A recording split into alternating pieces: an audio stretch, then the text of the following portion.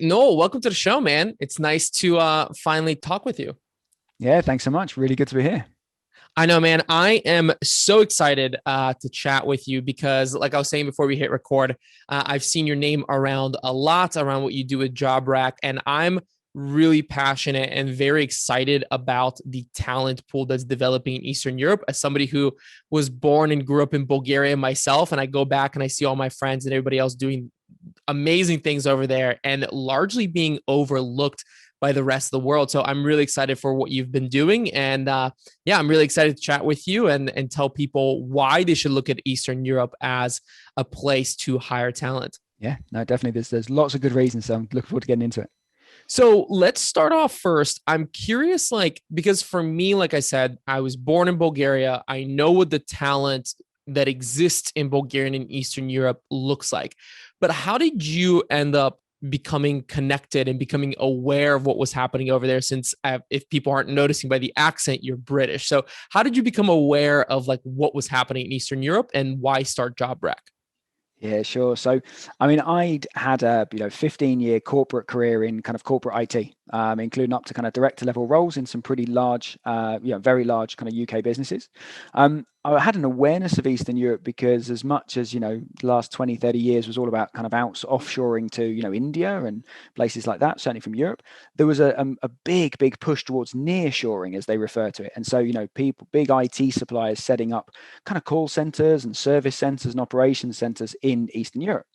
So I had an awareness from that background. Then I was looking for a business. I've always been entrepreneurial. I spent about a year or so building an interview coaching business. So I was kind of always in this kind of hiring, team leadership type world, and kind of that didn't quite scale as I wanted it to. And I was looking around. I was helping some people in the community that we're both in. I was helping them with their hiring and remote hiring needs. And JobRack actually came up for sale.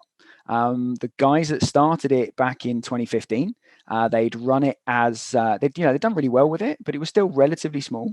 They both had bigger projects, bigger main projects going on, and so this was a bit of a side hustle, and it was basically going to get sold or shut down. And it was just like literally serendipity, just perfect timing, perfect place, and it came up. And 4 weeks later, it was mine. It was very rapid. It has a custom tech stack, etc. So there was a lot to kind of dig through, and yeah, it was the right place at the right time. It fit with my background, and it was just this great opportunity to buy a business that was in a really great niche. So I've always had the advice that if you can niche down and then niche down again, then it's just such a better way to run a business. And yeah, that was where are we, 3 years ago now, and yeah, it's been some pretty exciting times and lots going on since then. So you actually bought JobRack. You didn't Mm. start it. Okay, No, so I didn't that's really start it. interesting because obviously everybody listening to this has likely thought of like the idea of one day selling a business, right? Like the big exit that everybody looks for. Tell me, what was the experience of buying a business like? Like, how did you like? What just kind of like very as a summary, like what did it look like? What Yeah. would you recommend buying a business to other people? So would I recommend it? Yeah, definitely, without a doubt. I mean, just to kind of put it in perspective, JobRack was very small, and actually, for nearly a year before I bought it, it had been kind of mothballed. So the site was still up. The job posts had been just put to $1 per job, just to stop scammers, basically. So it wasn't making any money. There was a bit of a brand there, especially in the community we're in. It had a database, it had the custom tech stack, and all the platform there.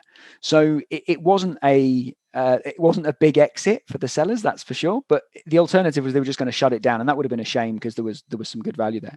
The process was like a great life experience, right? It's like another bucket list item ticked in a sense. Buy a business. It's like the entrepreneur's rite of passage. It was really quick. So in 4 weeks from the very first conversation, I went through a process of possibly having two business partners that we were going to do it with.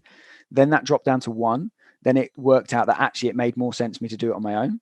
And so that was quite interesting navigating that, negotiating the price, finding a developer to help me do due diligence to just check that it wasn't, riddled with bugs and crazy security flaws, things like that. Then agreeing the price, little bit of paperwork, but not much at this kind of level, and then actually doing the transition. So yeah, it was 4 weeks from start to finish before it was hosted on my servers, on my stack, and up and running. And then naturally, very quickly, just moved it away from being $1 per job post, and then kind of went from there. Gotcha. Yeah, that's very cool. I totally agree with you. I think there's this thing that like every entrepreneur who goes into our world has like two goals, so to say. Is like one is like sell a business, and then the other one is like flip a business, right? Like I just feel like that is like a Yeah. very common like I would like to do this someday type of thing. But tell me a little bit more. You mentioned earlier that one of the things that we talk about is like niching down and then niching down again. Can you talk a little bit about why you felt that was important and in what way does JobRack do that? How does it niche down twice? So I think, why is it important? It's because about when you're trying to talk about what it is that you're offering or selling or the benefits that you provide, and also in targeting your customers. So previously, for instance, I ran the interview coaching business that I ran, and I'd started off just offering interview coaching. And in the States, in the US, this is quite a thing, but in the UK, most people are terrified of interviews, but nobody's going out there searching for interview coaching. So in that instance, I then niched down to my speciality, which is IT, and people trying to get IT jobs, and that helped a lot. The appeal with JobRack was that it wasn't just a job board, okay? And job boards actually since then have been, hugely popular in terms of investments and flipping, especially.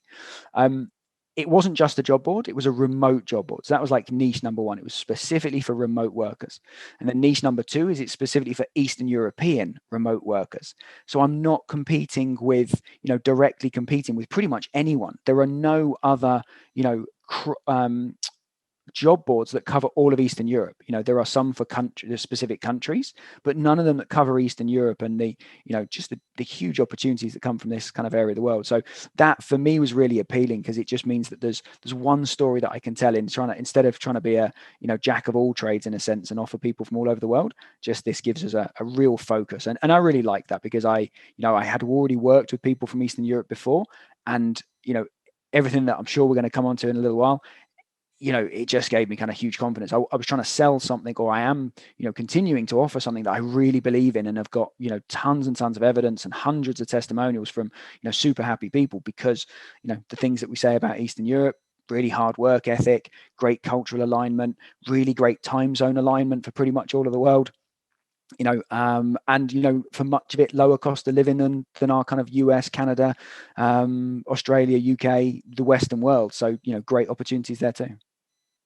Yeah, and I totally agree with you that there are job boards, right? So there's like the remote ones that are like totally remote, something like Remote OK, for example, which I don't know if you saw this recently. This is like a funny thing that came across my social media feed. Peter Levels, who's the founder of Remote Yep. OK, did you see his billboard that he paid for in Cupertino, California?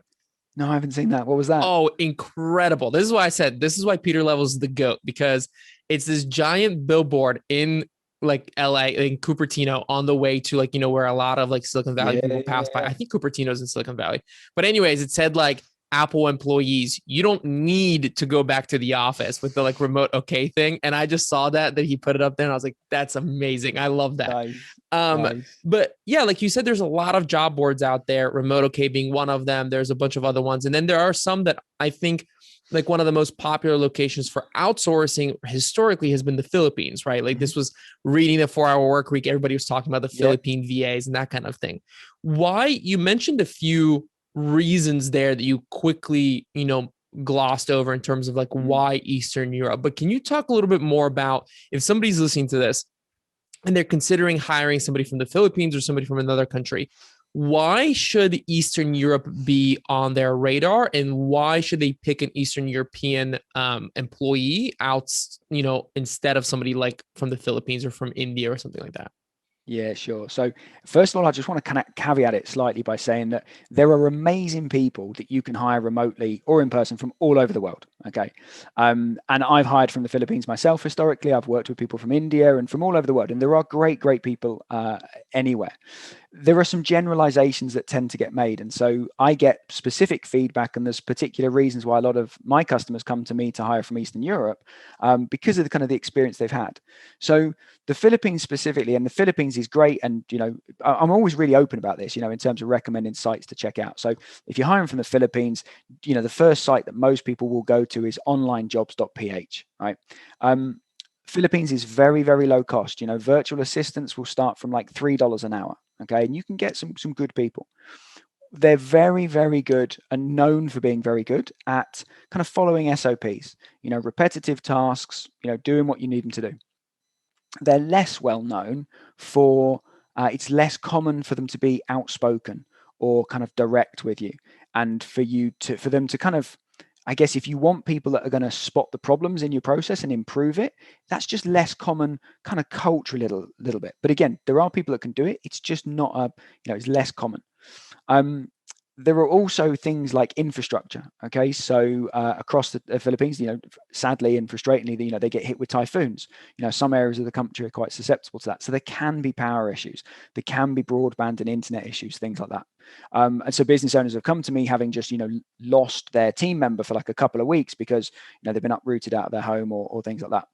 And so, by comparison, Eastern Europe has no extreme weather in that sense, and it has incredible internet. I mean, my team out in Bosnia have actually got better internet connections that are cheaper than mine, which kind of upsets me sometimes. It's like, hang on, this is crazy.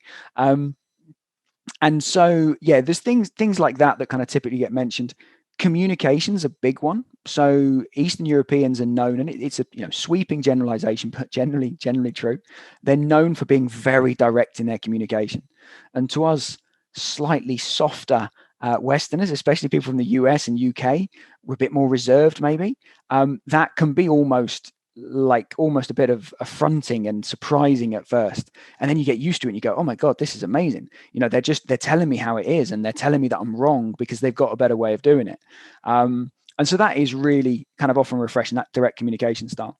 And then one of the other things is the time zone compatibility. So if you're in the US, for instance, and you've got someone in the Philippines, if you want to have crossover with them, one of you's got to do a night shift, basically. And it's probably not going to be you. You're probably going to make your $3 to $5 an hour Filipino VA do it. That's not great for them, right? Especially, nobody wants to do night shifts long term. It's not good health wise. So the compatibility there can be tricky too. So like I said, there are great people everywhere, but the reasons people come to hire from Eastern Europe, especially through us, is a lot of the time, that cultural link. Slightly more culturally aligned with the kind of Western countries. Definitely around that communication style. And the work ethic is just outstanding. As opposed to I think in the Western world right now, especially in the UK and the US, there's a real sense of entitlement amongst the kind of, people give millennials a hard time, but sometimes I think they deserve it. And I've got two stepsons that are millennials, so I can say that firsthand. But there's a sense of entitlement that it does not exist in people that, have lived through real hardship, right? Countries that 25 years ago were in serious war, that, we used to see it on the news and things like that. So they've just got this work ethic, this desire to really work hard and better themselves. And they're seeing these opportunities of working online for businesses like ours and all over the world. And, it's just a, kind of match made in heaven. And then the final thing is, the salary costs. So the costs of living are still pretty low in much of Eastern Europe. And so that does translate into slightly lower salaries. So it's not Filipino level, but, whereas a Filipino VA might start at $3 an hour, in Eastern Europe, that's going to start at $5 an hour. But to an entrepreneur or business owner that's running building a business, a difference of a couple of dollars an hour is not going to break the bank. And that translates through, we've got some incredible kind of skill sets. It's not just about VAs. It's the same with kind of developers, designers, project managers, all things like that are all benefiting from this incredible education system in Eastern Europe. It's really, really common that we'll get people applying for virtual assistant or project manager jobs, and they've got not 1 degree, but 2 degrees, and they speak 3 or 4 languages. And it puts us to shame. I mean, maybe not you, but it definitely puts me to shame. I've got a little bit of like pidgin French and pidgin Spanish, but that's about it. So yeah, education system makes a big, big difference too. And the quality of that tech education makes some great candidates. Yeah, I think you make an interesting point there on the fact that Eastern European talent, and I mean, just to throw this one out here for the rest of the episode, is that we are going to be speaking in generalizations, right? So for the rest of this episode, just if people that are listening, there are going to be a lot of generalizational kind of things that we say. But I do find that a lot of people in Eastern Europe, like you said, do have a little bit more of like an expertise, and they are definitely, like you said, they're going to tell you what you think or what they think.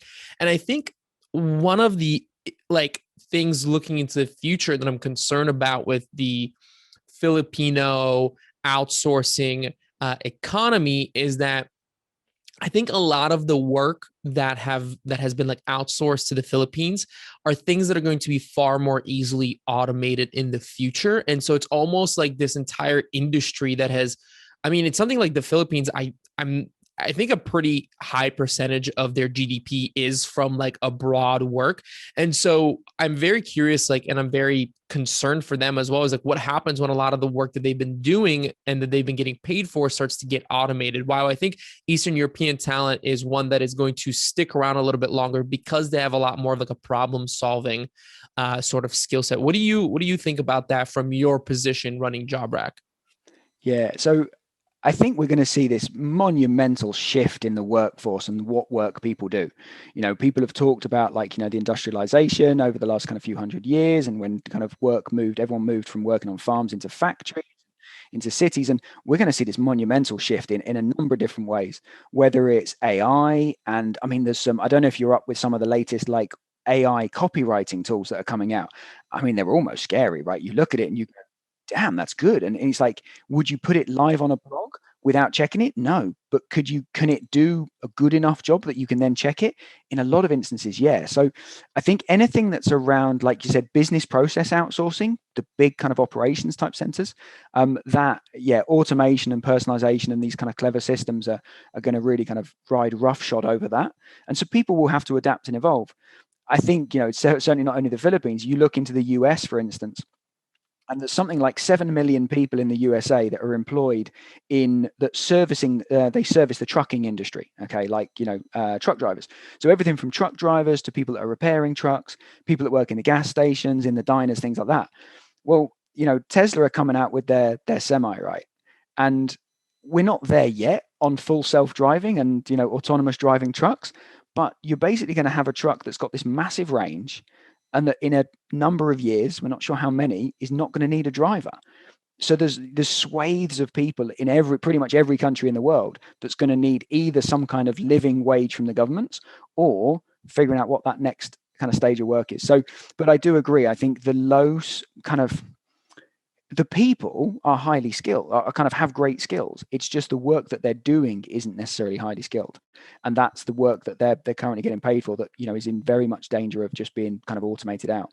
Whereas, like you said, in Eastern Europe, we're typically, we're hiring people to think, right, and to come up with creative solutions and to write an SOP and to actually interact with customers and then think about how do we make this better. So a good example is one of the biggest skills that I look for in a VA or an EA.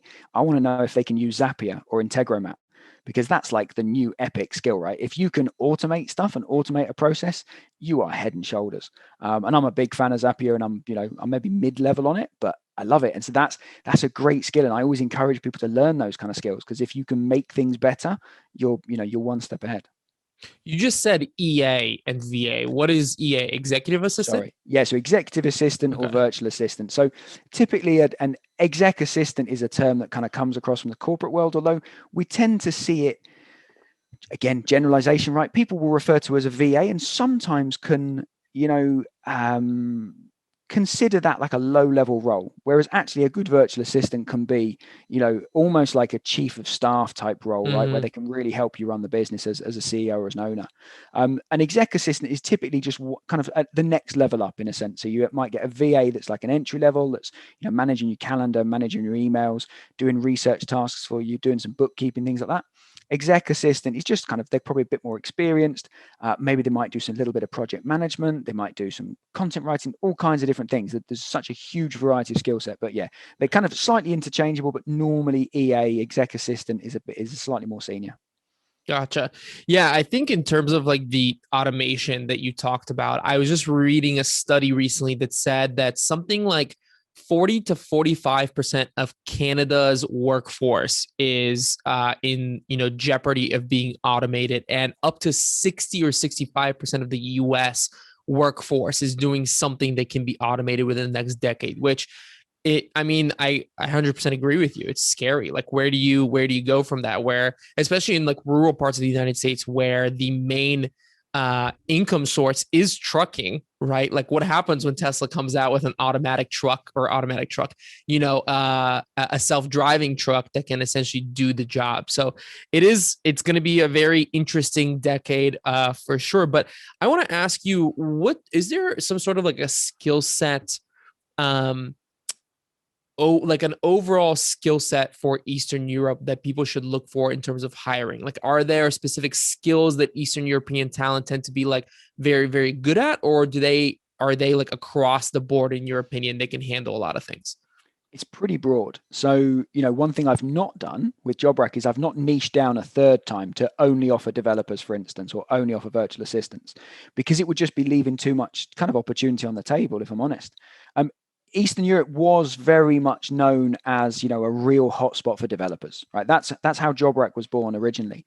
It was because of a real desire for, and the people that kind of created it at the time and founded it were they needed developers, and they kind of stumbled across the fact that the technical education in Eastern Europe is absolutely amazing, is absolutely outstanding. And so that's what it was probably first known for. And then in reality, you then translate that across and you say, well, these people are learning multiple languages. These people have got a really, really great work ethic. They're hungry and they want to kind of better themselves, and they want to earn more money, and they want to do interesting things. So then you get people in all walks of life, everything from, like I said, kind of graphic designers, project managers, developers of all different levels and all different types, into kind of content writers, and again, their level of English is astounding. We frequently get people that have they're English teachers, and so their English is outstanding. We get, just thinking some of their other roles, SEO is a really big one. We've got a really significant number of SEO agencies that hire their entire teams, everything from the low level kind of backlink builders and researchers right the way up to absolute SEO tech specialists doing audits and all that kind of stuff, and building their entire business. And I'm trying to think what else: bookkeepers, accountants, operations managers. Literally, we've not found a kind of a skill set in an area that we can't kind of get into or can't find the people for, because they're kind of no different to you or I. Ultimately, they've got really great education system. They've just got a lower cost of living and live in a different part of the world. Yeah, actually, when I was in the agency world, our head SEO guy was from Serbia. So I agree with that in terms of, a wide range of skill sets. What can somebody who's listening, who's maybe thinking about hiring somebody from Eastern Europe, what can they expect to be paying somebody? Like, are there different levels of payment? Like, just kind of like walk us through what somebody can expect in terms of that. Yeah, so entry level, we always recommend. I tend not to accept job posts onto JobRack with if the salary is less than $800 a month. We don't. Maybe you can just about hire someone for about 700 or 750 US dollars a month for full time, 40 hours a week. But we don't really recommend it. We think 800 is a much better kind of starting salary. With $800, you're going to get some good people at that kind of virtual assistant, social media assistant, SEO backlink builders, that kind of level. That's a really good solid entry level. That's not just someone who's just going to kind of do what you tell them. They're going to be independently minded. They're going to think for themselves, make things better, and want to train and learn and develop themselves. We then kind of head up from there. I'm trying to think through kind of some good examples. A kind of an entry level kind of project manager, will kind of start as, maybe they've got a year or 2 years experience, maybe around kind of 1,600 US dollars a month, something like that. And then you start getting an awful lot for your money now as you start heading up a little bit. So, you hit the 2,000 US dollar a month mark, and we're into, account managers, really strong customer support managers. You're getting into like kind of SEO technical specialists at this level. And we hired an SEO account manager who was technically really, really strong and could be client facing. That was kind of 2K. Operations managers, really strong ops managers around kind of 2K. Logistics managers, e-commerce and inventory managers. We're doing a lot of those right now for kind of Amazon based businesses. So that you kind of start getting into that kind of level, and you're getting, really, really good quality people. So customer support's another good example, down at that kind of $800 to $1,000 a month. Really, really good English, really friendly and passionate, and wanting to do a really great job.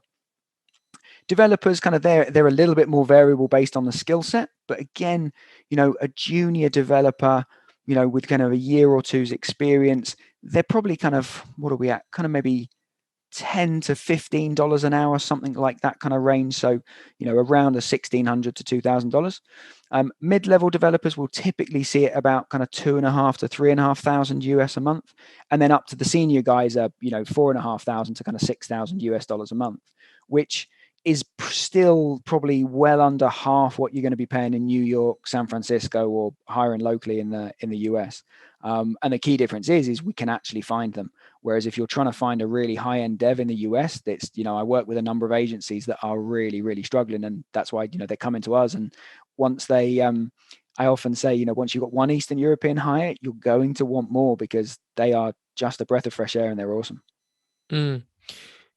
How does it, so you're saying full time, right? And I think this is kind of like we're walking into two questions here, which is like, what is the difference between JobRack and things like Upwork? And then also, how does this like, if are you hiring, are people who are coming to hire off of JobRack, are they hiring people full time, or are they kind of more project based sort of work? Yeah, so we don't do much project-based stuff. So we're not an Upwork or a Fiverr, for instance. So our kind of ethos and what we're about is helping you hire long-term team members. They don't need to be full-time. They can be part-time, and that might be just like 5 hours a week. It could be really, really low.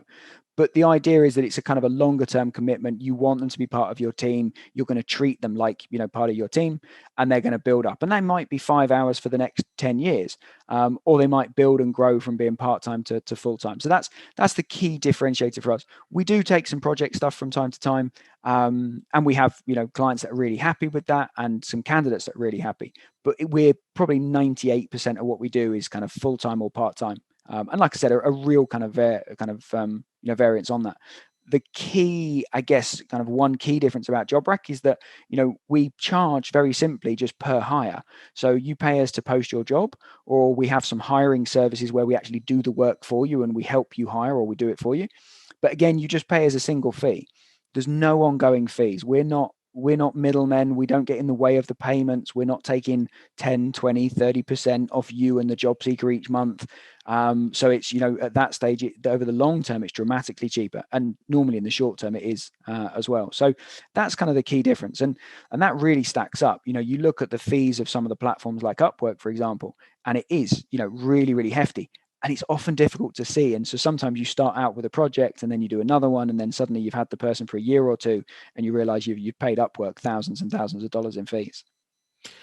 How does this work with like taxes, right? Or how exactly do companies pay people who they hire on JobRack? Because I think if somebody's listening to this, one of the benefits of Upwork is that they kind of handle all of that headache, right? So what would it look like if somebody were to hire somebody from Eastern Europe? Like let's say it's an American company, a US company that hires somebody from Eastern Europe for like 30 hours a week. Like what would that look like in terms of taxes? How does that work? And how do most companies pay their Eastern European talent? Yeah, sure. So I'm happy to say it's really, really simple.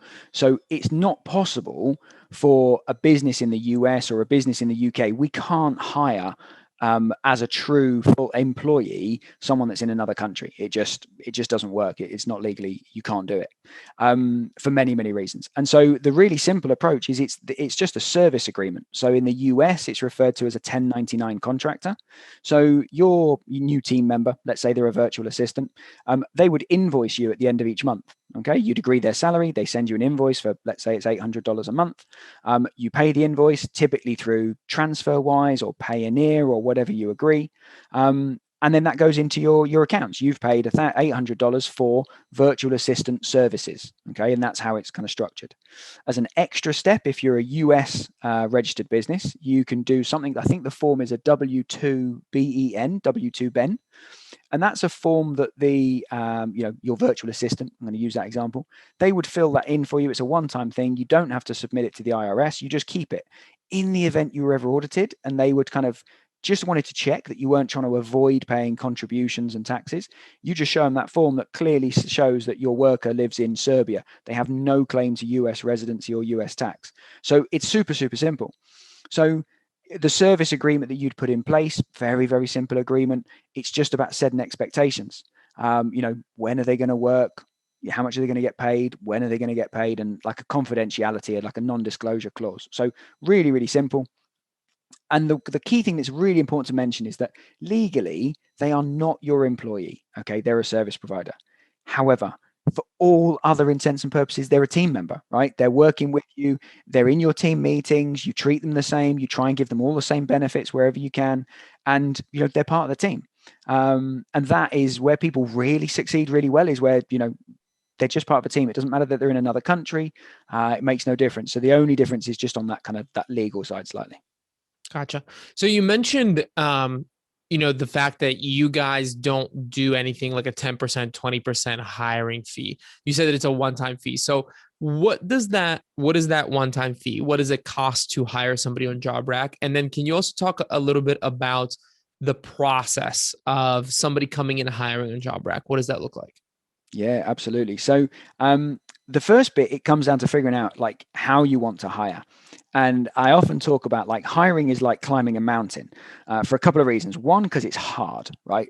Ask anyone that's ever hired. If anyone tells you hiring is easy, they're either just the luckiest person in the world, and ask them what next week's lottery numbers are, or they're lying to you, right? Because hiring is not hard. It's pretty much the hardest thing that any business owner or manager can do. So we kind of offer kind of three routes up the mountain ultimately. So you've got the do it yourself, the DIY route, which is, you post a job, job post on the job board. This is effectively where, you've got the rucksack on, you've got the heavy load, you're choosing your own route. So you're choosing how to hire, and you do all the hard work yourself. So you'd simply pay us $199 to post your job. We do give you some help. We've got lots of guides and resources, and, we're super friendly and super helpful. So we guide people along the way, but ultimately you're doing it yourself. So you write the job post, you decide what you need, choose how much to pay, you post the job on the site. And we have a nice little kind of bit of tech there. It's a bit like a Trello board or a Kanban board that when you start getting applications, you can manage it all within the site and drag and drop people to kind of different statuses. So you're going to get applications. We're going to be promoting the job on your behalf. The applications are coming in. Some of them are going to be great. Some of them aren't going to be a fit. So you have to filter through them. You've got to read their CVs, their application messages, their answers to whatever you've asked them to provide. And then you choose who to go through that process. So, a typical hiring process is you start with your job post. Maybe you get them to fill in an application form. And I always recommend that you do, because it massively simplifies the process. You're going to shortlist, you're going to review all of them, and you might get, 50 or 100 applications. And certainly this is well known. If you advertise in kind of other areas of the world, like the Philippines, for instance, you can advertise a virtual assistant job and have 300 applications in 24 hours. That's not a good thing. Nobody wants to review 300 applications and read 300 CVs. That's not helpful. So, with the DIY route, you're kind of doing these things yourself. You'll then go into, you maybe do a screening interview, like a 10-minute quick call, just to see if it feels like a fit. And then you'll normally test them. So come up with some test tasks of how can you make sure that, they really can do what they say they can do, and that they do it to the quality you need. So after that, you then would typically interview them, a bit longer, maybe 45 minutes or an hour. And that's just two-way conversation, just understanding, what's their experience, how would they handle the kind of scenarios and the work that, they're going to be doing for you. And what do they want, right? Because that's really important. It's not just about what you want. You got to match up. What do they want from their job and from life? And, can you offer it to them? Because there's no incentive. It's really not a good idea to hire someone just because you want them if they don't want you, because that just won't last. And hiring is expensive, both from a money but especially from a time and effort perspective. So you want to kind of take the time to kind of do it right. So that's the kind of the DIY approach. And that's the upfront. It's cheap, but it depends how you value your time, right? So, and that's, we have people that go that route for a couple of different reasons, but then we have people that for, one of three key reasons want help with it. Either they've hired before and they know it's hard and they don't want to do it themselves. Either they haven't hired before and they've just no idea what to do, and they're just like, just help me with this. Or the third option is when they're hiring for a role that just these people are just not hanging out on job boards.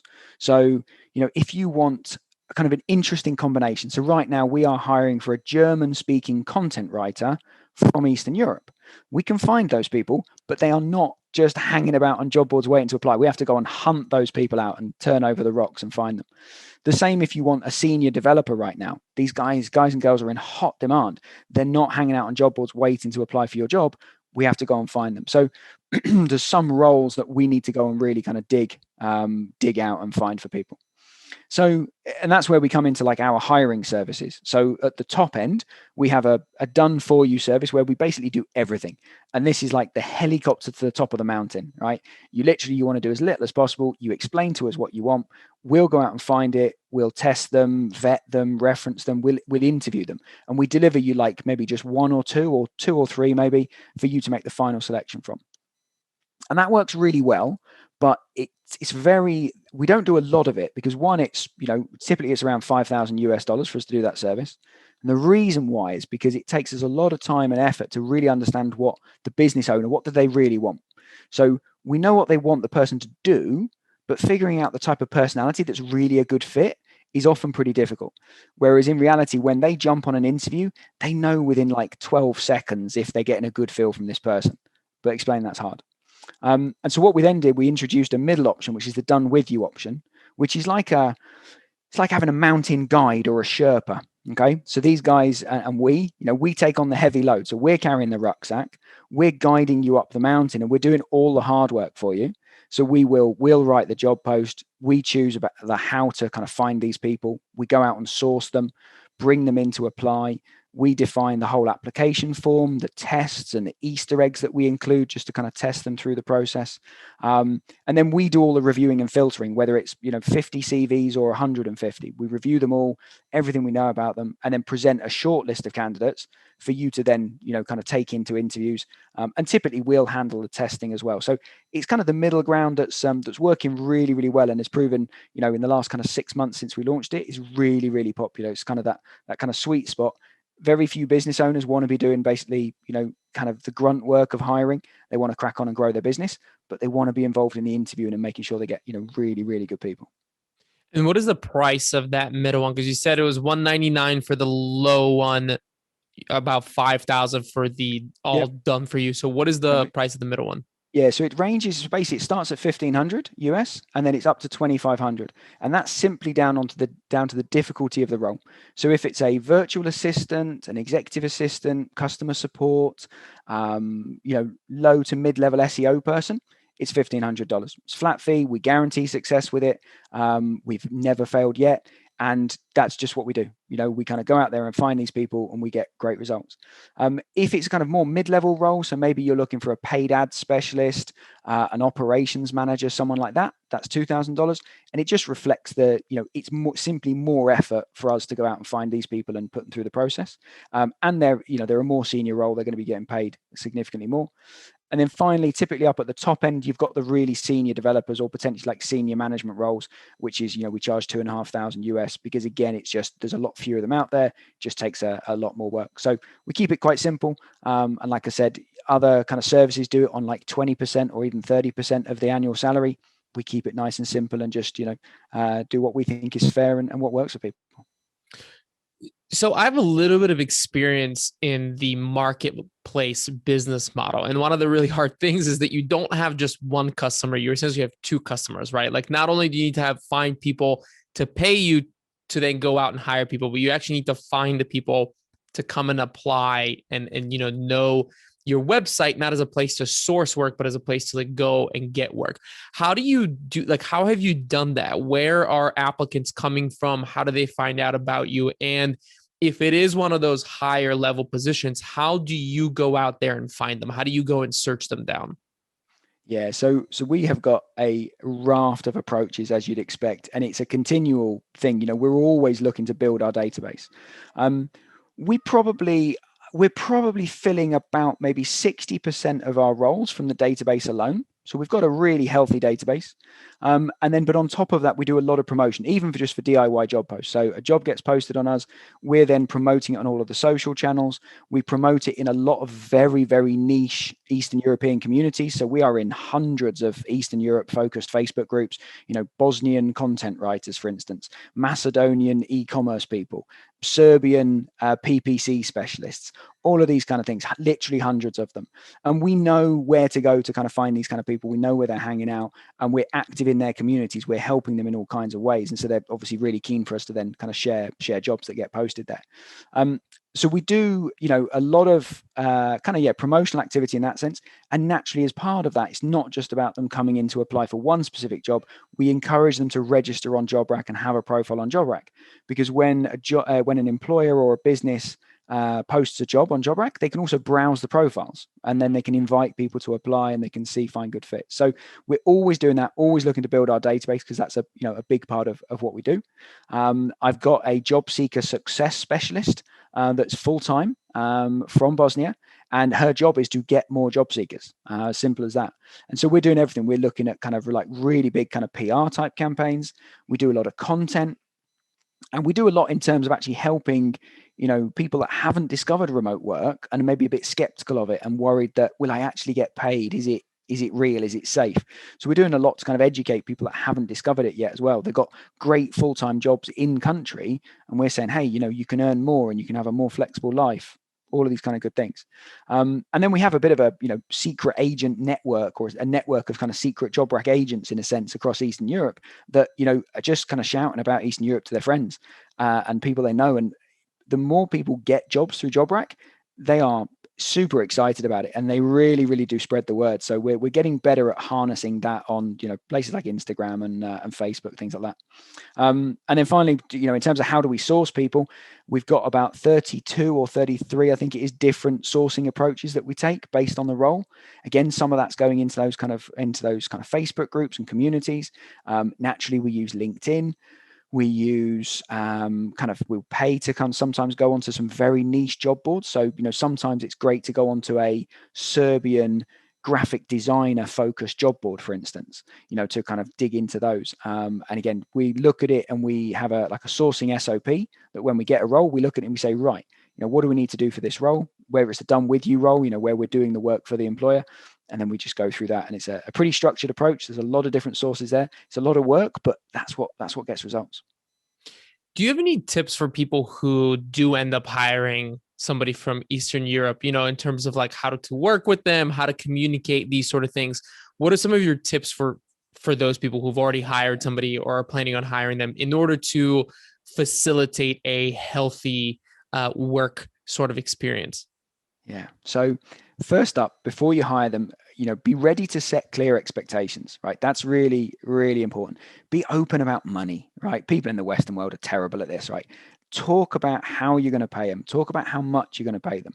Ask them whether they, for us, I use TransferWise, right? Which is a fantastic tool for transferring money and operating kind of bank accounts. And I pay in US dollars, but I can choose which currency they receive, and it makes no difference to me, but it might make a big difference to them in terms of how much they're charged by their bank or the fees and things like that. So be open about things like that. Set really clear expectations and put the effort into communicating what you want. Time and time again, if I see it, if a business owner gets frustrated with their team, it doesn't matter where in the world their team are, 9 times out of 10, it's because the business owner is not putting the effort in to communicate what they want. And they kind of want them to be psychic. And so until your team learns you and kind of what you like, just make sure you're being really clear about what it is that you want and what's important to you. And so at JobRack, we have a ways of working document that kind of we all read pretty regularly, refresh ourselves on. All new starters go through it. And it's things like, when you start work, just say, hey, on Slack, as if you were walking into an office, and you'd be like, hey, morning, everyone. I don't really care when it is. It might be that they're starting work in the evening, but just say, hey. And then we kind of gives us a chance to kind of communicate and catch up. Things like, we use Google Docs extensively. So, we want to be assigning tasks and collaborating in documents. Don't email files when you can share a link, and just simple things like that, but that just make for an efficient way. So yeah, set clear expectations and invest the time, right? When a new person starts with you, if you're in an office with them, you're going to probably take them for lunch. You're going to spend 10, 15 minutes with them every day. And yet sometimes people forget that when it's remote. So it's really, really important to make sure you're kind of scheduling good time with them and investing in them. They are part of your team. And if you invest in them and give them the time and opportunity to develop and grow, you're going to, the ROI on it's just huge. I love that. Well, Noel, thank you so much. We kind of ran out of time very quickly. This like breezed through, and it's been really fun talking with you and discussing this because, like I mentioned, as somebody who is Eastern European, I go back to Bulgaria and I hear the kind of things, and then I talk with friends and I see what they're doing, and I'm like, wow, do more American companies need to know about the sort of talent that exists here? Because just like you mentioned, you can both pay them way more than a Bulgarian company could, for example, and at the same time, though, you'd be saving money what you'd be paying somebody in the US. And so it's almost like a win-win in that scenario. So I highly recommend people check out, JobRack, check out Eastern European talent, because I think I really am very passionate, very excited for everything that's happening over there. But Noel, let people know, where can they, find out more about you? Where can they go and learn more about JobRack services? Yeah, sure. So if you want to kind of find out about hiring from Eastern Europe, then head to my site, which is jobrack.eu, and there's tons of information there. And then if you want to kind of connect with me, or if you want to have a call, or kind of just chat through even any questions, anything like that, then head to Connect with Noel. That's Noel, connectwithnoel.com, and all my details are there. And yeah, I'd love to hear from anyone.